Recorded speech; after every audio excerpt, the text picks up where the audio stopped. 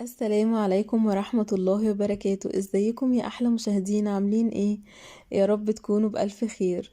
النهاردة ان شاء الله بمكونات بسيطة هنعمل مع بعض كيك جميل وشيك وطعمه بجد رائع. طبقة الكيك من تحت هشة كده وجميلة، وطبقة الكراميل طعمها رائع، وفي نفس الوقت مكوناته بسيطة وعمايله سهلة جدا. يلا بينا نشوف هنعمله مع بعض ازاي.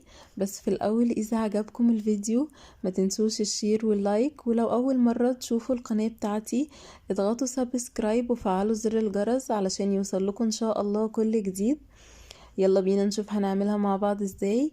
بسم الله، اللهم صل وسلم وبارك على اشرف الخلق سيدنا محمد صلى الله عليه وسلم. لطبقة الكيك هحتاج كوباية ونص من الدقيق، وكوباية الا ربع من اللبن، ونص كوباية زيت. يعني هي مش نص بالظبط، اكتر من النص بشوية، حوالي كوباية ومعلقتين، نص كوباية ومعلقتين كبار. ومعايا 3 بيضات، عليهم معلقة صغيرة من الخل او ممكن تضيفي عصرة ليمون. ومعايا معلقة كبيرة ممسوحة من البيكنج باودر، وكوباية الا ربع من السكر، وربع كوباية كاكاو خام، وفانيليا. اول حاجة هحط البيض، وهضيف عليه السكر،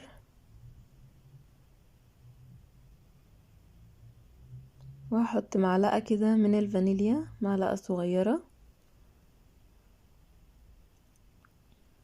والزيت،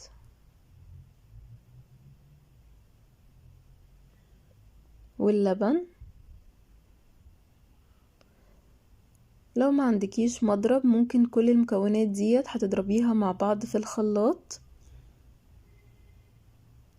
هنفضل نضرب في الخليط بالشكل ده لحد ما يبدأ لونه يفتح، يعني ما يبقاش اصفر كده، لونه بيفتح شوية.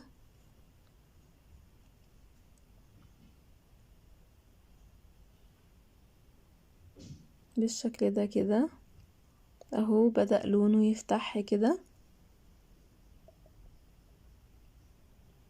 هبدأ بقى دلوقتي اضيف المكونات الجافة. هضيف الدقيق. طبعا انتي لو عاملة المكونات دي في الخلاط، هتقلبي الدقيق مع البيكنج باودر مع الكاكاو، هتقلبيهم كويس مع بعض، وبعدين هتضيفي عليهم المكونات السائلة اللي انتي عملتيها في الخلاط. كده ضفت كل المكونات مع بعض. هبدأ بقى اضربهم.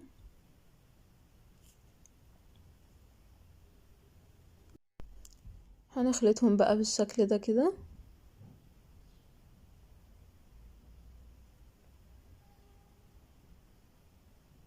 زي ما احنا شايفين كده.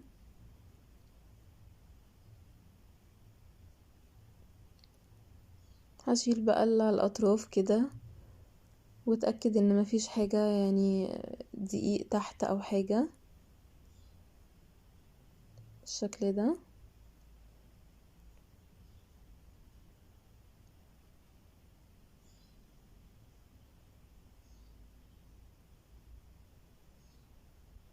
وهضربه ضربة كده بسيطة كمان.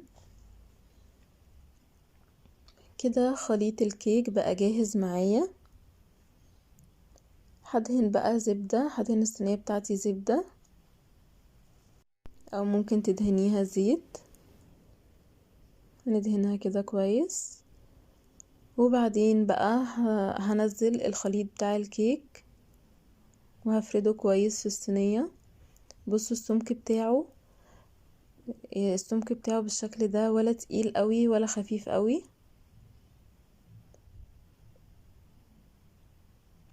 وهكون مسخنة الفرن بتاعي على درجة حرارة 180، وهدخلها الفرن لمدة 25 دقيقة. خدت معايا 25 دقيقة. بصوا كده، اتأكدت ان هي استوت. هبدأ اعمل لها خرام كده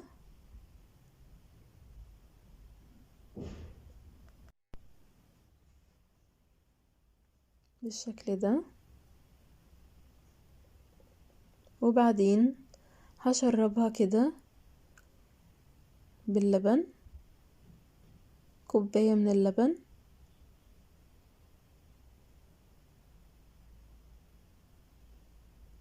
بالشكل ده. بجد الكيك بيبقى جميل كده وهش، طعمه بيبقى حلو جدا لوحده اصلا. وهبدأ دلوقتي اعمل الطبقة التانية، طبقة الكراميل. معايا ليها كوباية وربع من السكر، وكوبايتين لبن، ومعلقتين نشا كبار، ومعايا كوباية الا ربع من المية، ومعلقتين كبار زبدة، وفانيليا، وكوباية من السوداني او اي نوع مكسرات انتوا حابينه، بس بجد السوداني كان طعمه جميل جدا فيها زي المكسرات يعني. هبدأ اقلب النشا كده مع اللبن، وهضيف عليهم رشة من الفانيليا، وهقلبهم كويس جدا كده.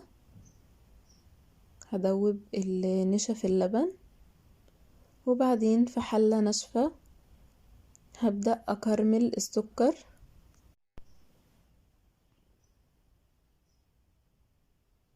يعني ياريت وانتوا بتعملوا الكراميل تكون الحلة غويطة، يعني ما تعملوهوش في طاسة، اعملوه في حلة عشان هو بيطرطش يعني اما بتيجي تحطي المية عليه.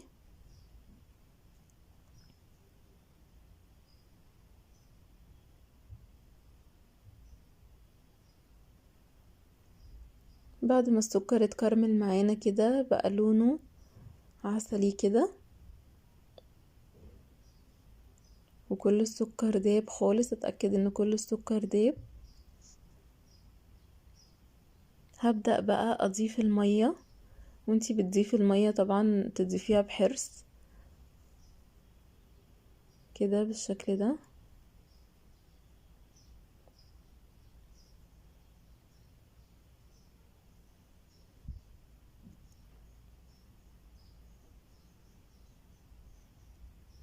وهقلبه لحد لما السكر ده كله هيدوب خالص في المية.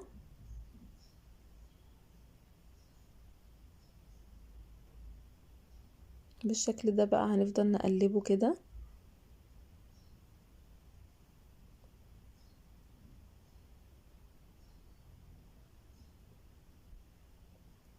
وكده بعد ما داب هبدأ انزل باللبن.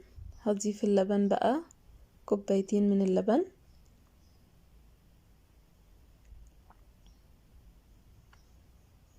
اللبن طبعا ضايفين عليه النشا. اول لما يسخن معانا كده هضيف الزبدة، وهقلب كويس جدا. هفضل اقلب لحد ما يبدأ يتقل معايا.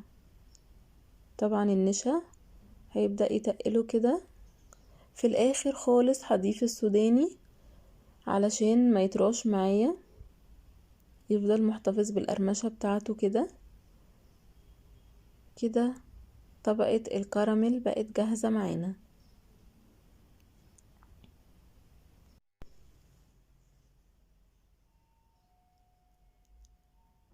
هحطها بقى على الكيك. الكيك بقى دافي كده، هحطها عليه بالشكل ده.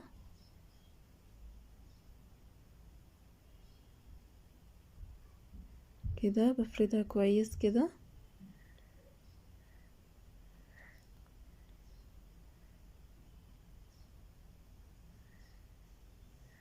بجد بيبقى طعمه رائع الكيك دوت، والطبقة اللي فوق حلوة جدا.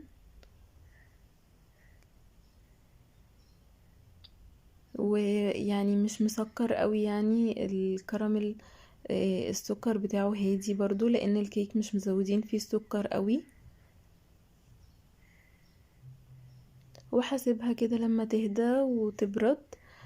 ممكن بقى تحطيها في التلاجة. صوص الكراميل بقى بيمسك عليها كده. ودلوقتي انا حطيت صوص شوكولاتة كده من فوق، ممكن تضيفي وممكن لأ، او ممكن تسيحي شوكولاتة خام وتحطيها على الوش برضو. وبكده بقت جاهزة معانا. بجد جربوها هتعجبكم ان شاء الله جدا. يا رب تكون الوصفة للنهاردة عجبتكم، واشوفكم ان شاء الله في وصفة جديدة. اذا عجبكم الفيديو ما تنسوش الشير واللايك والسبسكرايب. مع السلامة.